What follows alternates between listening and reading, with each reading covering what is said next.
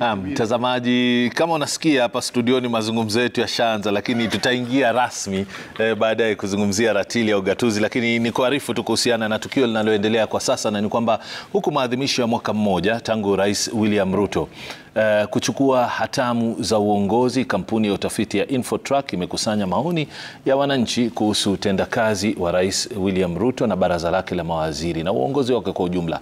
Utafiti huo unaangazia maoni ya wakenya kuhusu taifa linavyoendeshwa, utendakazi wa serikali, mawaziri wanaotekeleza majukumu yao na wizara ambazo zinaonekana kutoa huduma ipasavyo kwa wananchi. Tusikize kidogo yanayojiri, halafu tuanze mada yetu ya leo. Coming out and can't find them, either from university or technical institutions, cannot, or TVETs cannot find jobs. The third reason why Kenyans feel the country is headed in the wrong direction is poor governance, rampant corruption. That was mentioned by 20% of Kenyans. And then, we have in the top 5, we also have poverty at 12% and what they're calling bad politics also being mentioned there as a reason for the country heading in the wrong direction.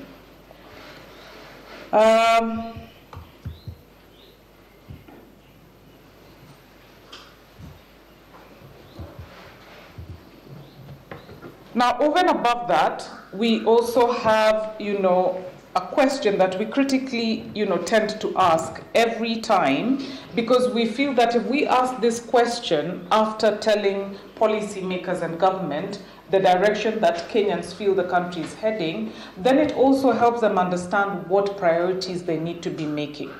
And so we ask Kenyans, could you kindly mention the 3 key issues that concern you as a Kenyan that you'd like government to address as a matter of priority? What 3 things do you want your government to address today? Number 1 will not surprise you. Number 1, mentioned by 65% of Kenyans, is high cost of living.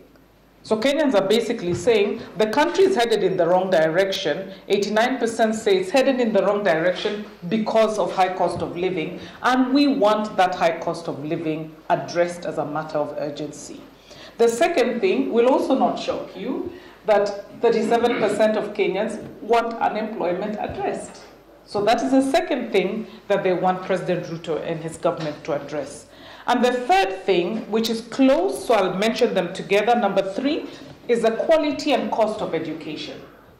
For many of us who perhaps have either directly or indirectly people that we are supporting in the education sector, we know that public schools today are asking for money.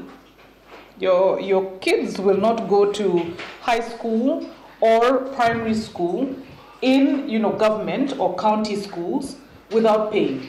In fact, many of them have been given ultimatums that you cannot join the new term before you actually pay.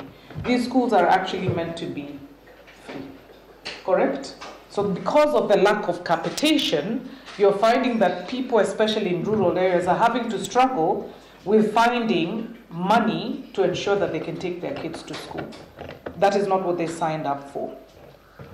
The other thing that is, a key issue of concern is agriculture, because it's linked to food security. And whilst we have been given many promises on the cost of unga, cost of, dry foods, cost of sugar, we all know how much we're spending when we go to the shops and retail outlets to buy many of these, daily things that we need in our kitchens. It's costly. And so how do we actually deal with agriculture so that we are food, sustainable in terms of our food security? And then, number 5 is access to affordable quality healthcare. That is another issue that was mentioned that, they want the government, Kenyans want the government to address. And outside all those things that, would be issues that are within the various, manifesto and documents that we expect government to deal with, is the issue of corruption. So corruption has actually come up again. So 15% have mentioned tumechoka na ufisadi.